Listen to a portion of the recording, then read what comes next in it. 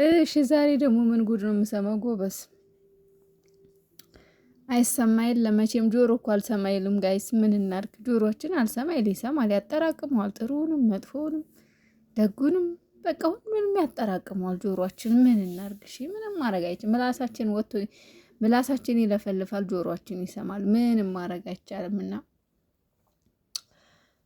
ዛሬ ደግሞ ወቀሳ መጥቶብኛልና ወቀሳው ደግሞ ምንድነው? አንቺ ሁሌ ሀይሚ ሀይሚ ነው የምትይው፣ አንድ ቀን ለብሩኬ አግዘሽ አታውቂም፣ ሁሌ ለሀይሚ ነው ሁሌ ለሀይሚ ነው ትሉኛላችሁና በመጀመሪያ ነገ ጠዋት እኔ ዳር ቀሪ ነኝ። ሁለተኛ እኔ ማንኝና ፈራጅ ሆናለሁ። ሶስተኛ ሀይሚን ደግፌ ብሩኬን ስጠላ የተለያያችሁኝ። ብሩኬን ክፉ ስናገር ያለበት ቦታ ካላምጦ እኔ ብሩኬንም ሀይሜንም እኩል ነው የምወዳቸው። የዚህ ጋር ደግሞ የእኔ ምላስ በረዘመ ቁጥር የእነሱ ጸብ እየተባባሰ እንጂ እየበረደ አይሄድም። አሁን ይሄ ሁሉ ሰው ሀይሜን ሲሰድብ አንቺም ለምን አልሰደብሽም ነው አይደለም? እኔ መሳደብ አልፈልግም ወዶች። ጥፋት አጥፍታለች፣ አዎ ድብና አድርጋ ጥፍታለች። ጥፋቷ ደግሞ ሀይሚ ትክክል አይደለሽም ብያለሁ። ከዚህ በላይ ግን መጥፎ ቃል መናገር አልፈልግም። ደጋግሜ ተናግሬያለሁ። ዛሬ አይደለም እንደውም ማለት ትላንትና ነው ይሄን ነገር የነገሩኝ። ምን አሉ ይመሰላችሁ? ሀይሚ ከድሮ ፍቅረኛዋ ጋር እያወራች ነው፣ ከድሮ ፍቅረኛዋ ጋር እየተገናኘች ነው እና ለዛ ነው ብሩኬን ለመለየት ምናምን ፍላጎት ስላላት ነው። አንድ ነገር ልንገራችሁ የኔ ማሮች፣ የኔ ውዶች ቤተሰቦች፣ በመጀመሪያ እግዚአብሔር የእነዚህን ልጆች እህል ውሃ አንድ ነው ካለ የትም የትም የትም አይደርሱም። እነዚህ ልጆች አንድ ናቸው። በቃ ዛሬ ቢጣሉ ቢጨቃጨቁ ቢነታረኩ ይኸውላችሁ፣ እኔ እዚህ ጋር በደንብ ላስጠነቀቃችሁ ነግራችሁ የምፈልገው ነገር እዚህ ጋር ብሩኬን በመሳደብ ሀይሜን በመሳደብ ብሩኬና ሀይሚ አንድ ይሆናሉ ማለት ዘበት ነው። በቃ የምትወዷቸው ሰዎች የምር ሀይሚና ብሩኬን የምትወዱ እባካችሁ ወግናችሁ አትሳደቡ። ሶስተኛው ደግሞ እነዚህ ሁለት ልጆች እውነተኛ ፍቅር ልባቸው ውስጥ ከሌለ የነሱ የሁለቱ ፍላጎት ከሌለ የሁለቱ ብቻ አይደለም። ለምሳሌ ሀይሚ ሳትፈልግ ብሩኬ ቢፈልግ፣ ብሩኬ ፈልጎ ሀይሚ ባትፈልግ እነዚህን ሁለት ልጆች እኛ በግድ አንድ ማድረግ አንችልም፣ በፍጹም አንችልም። ስለዚህ እነዚህ ሁለት ልጆች አንድ ሆነው ለመቀጠል በመጀመሪያ የሁለቱ ፍላጎት ያስፈልጋል። ሁለቱ አንድ መሆን አለባቸው። ሁለቱ ውስጥ የእውነተኛ ፍቅር መኖር አለበት። አንድ ላይ እንዲሆኑ ጋሽዬ ቢመጣ፣ ፍጹም ቢመጣ፣ ቤኪ ቢመጣ፣ ሙሽዬ ብትመጣ፣ ማንም ሰው መጥቶ ዛሬ በይሉንታ ሊታረቁ ይችላሉ እንጂ በፍቃደኝነት ካልታረቁ ተዋደው አብረው ካልቀጠሉ ማንም ቢላቸው ማንም ቢመጣ እነዚህ ልጆች አብረው መቀጠል አይችሉም። ወደፊት የእነሱ የሁለቱ ፍቅር ነው። እንግዲህ እኛ የምናውቀው ሁለቱ ፍቅር እንዳላቸው እንደሚዋደዱ ነው የማውቀው። እኔ በበኩሌ እንደዛ ነው ስቲል እስካሁን ድረስ ሀይሚና ብሩኬ በደንብ ፎንቃ እንዳለባቸው ነው።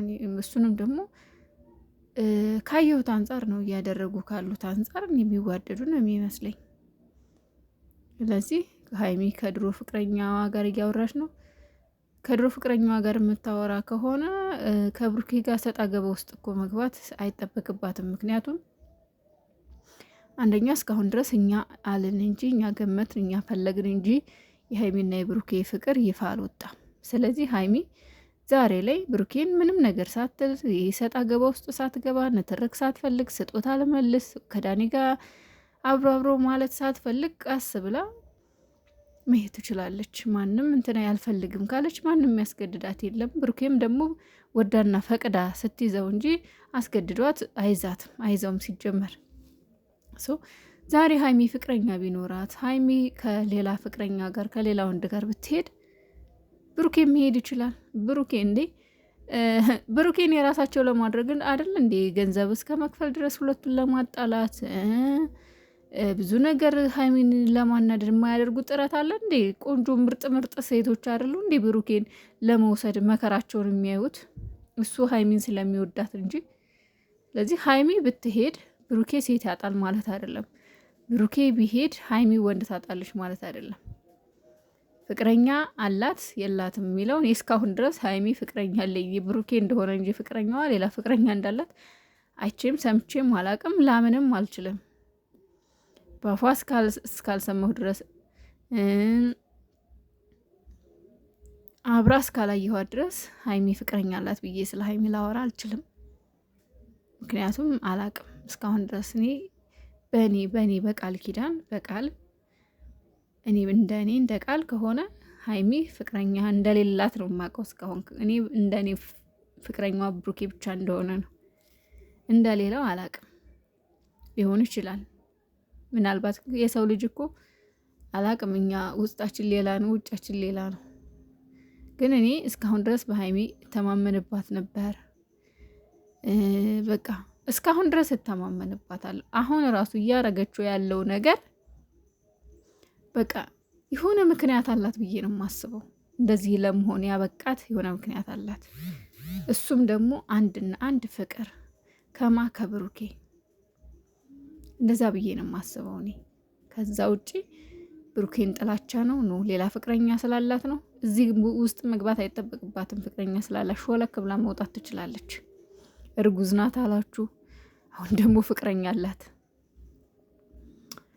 አረ እናንተ ስከፋ የምር የእውነት በጣም የሚያሳዝነኝ አንዳንዴ ነገሮችን ሳስባቸው። ሀይሚና ብሩኬን እዚህ ይደርሳሉ ብለን አንድም ቀን አስበንም ጠብቀንም አናቅም። ግን ደግሞ አላቅም እኔ ምን እንደሆነ ምክንያታቸው መግባባት ያልቻሉበት መስማማት ያልቻሉበት እንደዚህ ሰጣ ገባ ውስጥ እንዲገቡ ያደረጋቸው ነገር።